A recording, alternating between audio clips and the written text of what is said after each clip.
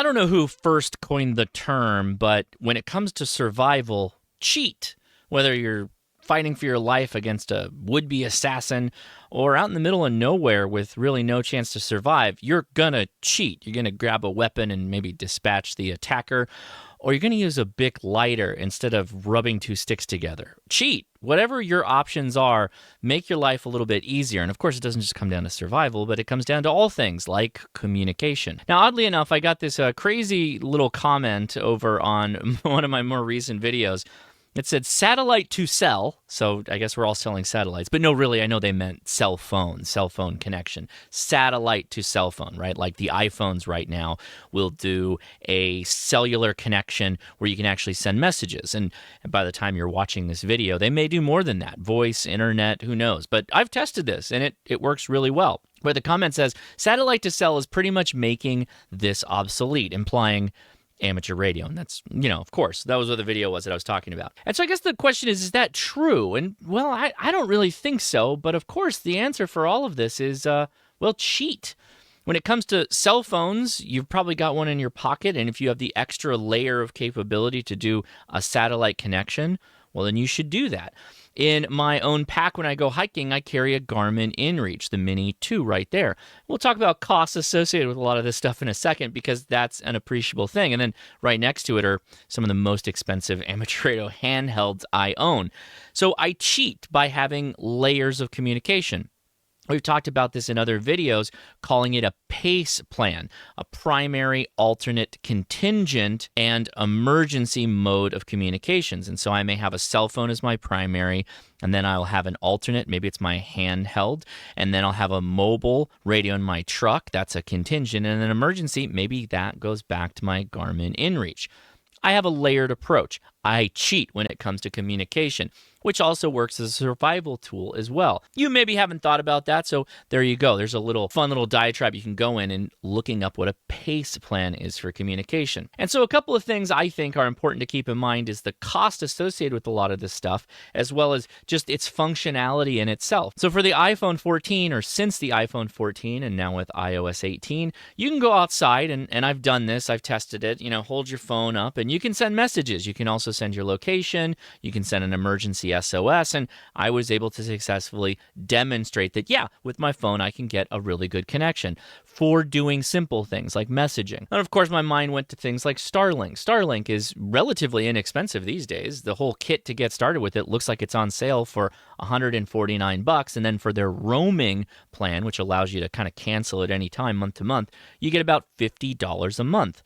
Not bad. But the thing I like to keep in mind when it comes to amateur radio versus any of these other systems is that with amateur radio, so long as you've got a license and you're privileged to transmit there, or GMRS, FRS, heck, even CB, the ability to communicate is within your own control. You're not having to pay anybody a service fee to do so.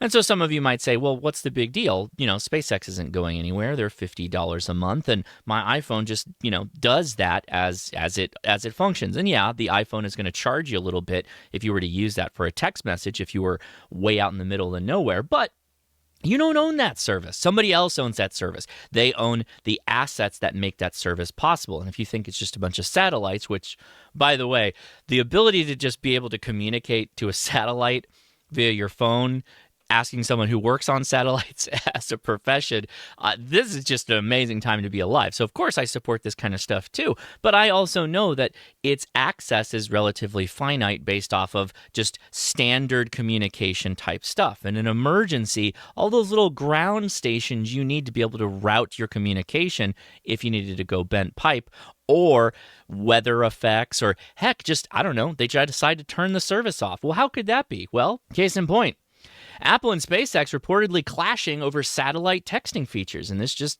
happened a couple of days ago. Basically, what's going on is that the 1.6 to 2.4 gigahertz bands, which the Apple system is working off of, this global star constellation of satellites, SpaceX is saying, no, no, no. We should open that up to everybody first before it just goes off to Apple to be used that way. And I'm not going to go into the details on this one. There'll be links in the video description if you want to check it out. But those are two services that are beefing with each other for your dollars. Does that mean that it's the most reliable thing? Well, no. But even if it is the most reliable option, let's assume this is the most reliable option.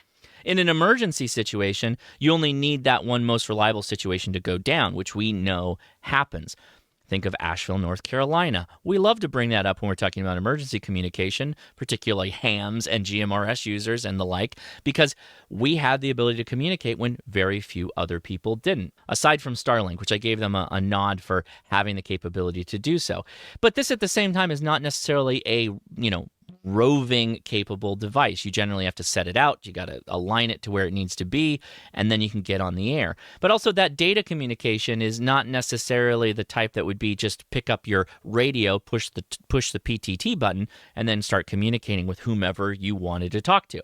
So there's all kinds of different things to keep in mind, like what is your use case for this communication? Now, of course, cost plays a big involvement in all of this as well. So this is an Inmarsat phone or an iSat phone, and it's $785 for this phone, which also requires a service. Inmarsat's a pretty decent service in the sense that they have like rollover minutes that you can kind of keep carrying along with you if you needed a certain amount of cell phone coverage. You could have that with an Inmarsat phone, which is not bad. There are other ones too. There's a number of other satellite providers that provide the same type of functionality. Now that's a phone capability, much like you'd expect a PTT radio to work. And then going back to my Garmin InReach buddy, that thing's $400. It's $400, and much like the Inmarsat, also requires a service, which is about $19 a month. Starlink, $50 a month. And every little message that you squawk out using your iPhone is going to also require some amount of money. Now, a point should be made as we go back to satellite to cell is pretty much going to make this obsolete. Remember that you need an asset of some kind to leverage a lot of this technology, whether it's your $1,000 iPhone or your laptop with Wi-Fi to connect to your Starlink device or your Garmin InReach or your Inmarsat phone. That's a device that's doing a specific job. In the computer, it's a little bit more adaptive to the type of Wi-Fi you give it. But you had to pay to get started with that whole system to begin with. Whereas amateur radio, yeah, you have to pay, but it's a one-time fee. You've paid it and you're good to go. And lest not ye forget that amateur radio actually has access to many more frequency spaces than satellite radios that you purchase or GMRS or FRS, not to take anything away from them. But you have the capability to communicate on a much wider space, if you will. What does that mean? Well, if you start on the far right corner of this list, those are microwave frequencies. Those are frequencies that we use to communicate with satellites, or at least adjacent to, not the exact same ones. And then as you go up that list and over to the left, the frequencies start to get wider and wider. And there's a certain point at about the 30 megahertz range where beyond line of sight radio communication is possible. So now between two radios, two human beings, terrestrial, ground-based humans with some wire in the air, I'm able to communicate over the distance of thousands of miles. And so you better believe that going back to the concept of the PACE plan, I have high-frequency radio, the long-wave radio communications in my plan because I want that type of capability if I need to. So often a question is, well, Josh, when would you use that in an emergency situation? Well, if I needed to get traffic out of a disaster area, if I was in an emergency space, a localized emergency, and I needed to communicate out to let people know outside of the emergency area that I was okay. That's a fantastic use case, and it's one that has been used historically for a long time. Other than that, I may need to reach out of an emergency area to request assistance coming back in.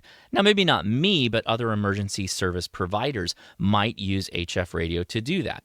VHF, UHF radio, which is going to go back to what a lot of technicians have access to, they're going to use it for handheld communication, either radio to radio or via a repeater. And those repeaters are going to allow you to communicate over a very wide space. Again, like they did in Asheville, North Carolina. One repeater serviced a huge multi-state grouped community all in and around that disaster area, and it was incredibly effective at even, I believe, 15 watts output. It was able to do communication and keep people connected in ways that they couldn't do it any other way. All cell phones were dead, right? Dan, you kind of function as one of the primary net ops on a pretty prominent repeater in the area. Can you kind of catch us up on kind of what the traffic's been like on the repeater, and maybe tell us a little bit about it? Before we got the show started, you mentioned that you're, what, 6,500 feet up or so on the machine?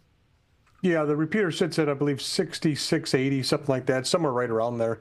So the footprint is just massive in all of western North Carolina, the central part of North Carolina, along with Virginia, Tennessee, South Carolina, and Georgia. The footprint is just massive.